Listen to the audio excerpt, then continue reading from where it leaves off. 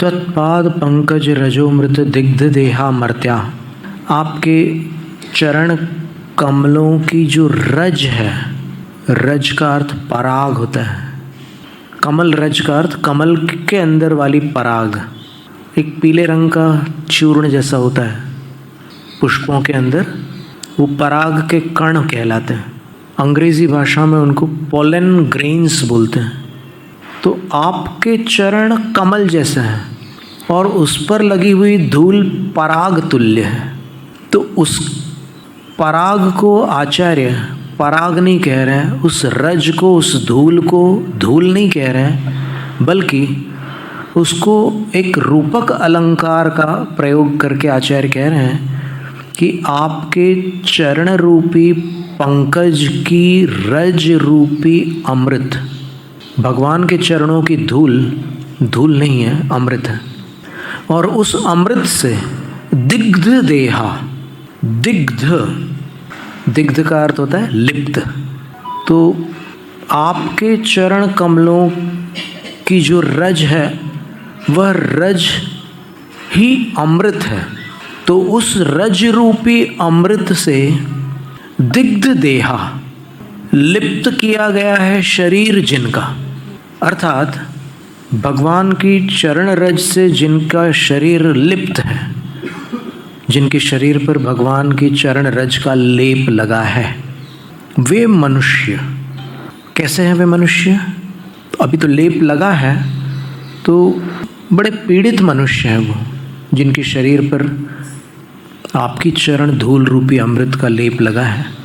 और देह शब्द है, देह शब्द संपूर्ण शरीर का वाचक है। देह किसी स्थान विशेष का अंग अथवा उपांग विशेष का वाचक नहीं है, सर्वांगवाची है देह शब्द। अब कैसे हैं वे पीड़ित? मर्त्य का अर्थ मनुष्य होता है। वे मनुष्य कैसे हैं? तो आचार्य लिखते हैं, उद्भूत भीषण जलोदर, उत्पन्न हुए भीषण जलोदर। जलोदर का अर्थ है, अंग्रेजी में मेडिकल साइंस में उसको एसाइटिस बोलते हैं।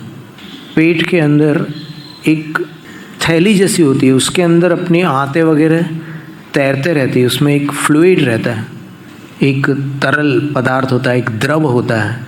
तो उसकी मात्रा जब अनियंत्रित हो जाती है, बढ़ने लग जाती है, तो फिर पेट बढ़ता चला जाता, बढ़ता चला जाता, और पेट इतना बढ़ जाता है कि वो संभाल नहीं पाता, वो रोगी आकुल व्याकुल हो जाता है। उठने में, बैठने में, लेटने में उसको बड़ा कष्ट होता है। उत्पन्न हुए भीषण जलोदर के भार से, वो पानी भरता जा रहा पेट में, तो बहुत भार हो जाता है और उसके कारण वो भुग्न हो जाते हैं। भुग्न का अर्थ होता है टेढ़ी कमर वाले। कई लोग वृद्धावस्था में भुग्न होते हैं और कई जलोदर के भार से भुग्न हो जाते हैं। और शोच्याम दशाम उपगता, शोचनीय दशा को उपगत हो जाते हैं, प्राप्त हो जाते हैं। अर्थात उनकी अवस्था ऐसी होती है कि शोक करने योग्य अवस्था हो जाती है।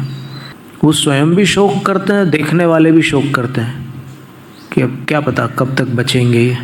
और च्युत जीवित आशा, जीवन की आशा जिनकी च्युत हो चुकी है, उनको स्वयं ऐसा लगने लगा है कि अब जीवित नहीं रहने वाले, निराश हो चुके हैं, हताश हो चुके हैं। तो ऐसे मर्त्या, ऐसे मनुष्य, त्वत्पाद पंकज रजोमृत दिग्ध देहा, आपके चरण कमल की रज रूप अमृत को दिग्ध देहा, अपने शरीर पर लिप्त करके, मकर ध्वज तुल्य रूपा भवंती, कामदेव के समान रूपवान बन जाते हैं। अर्थात रोग से मुक्त हो जाते हैं। रोग से मुक्त नहीं होंगे तो कामदेव का कोई इतना बड़ा पेट होता है क्या? कैसे हो सकता है? बिल्कुल फिट बॉडी वाले होते हैं कामदेव।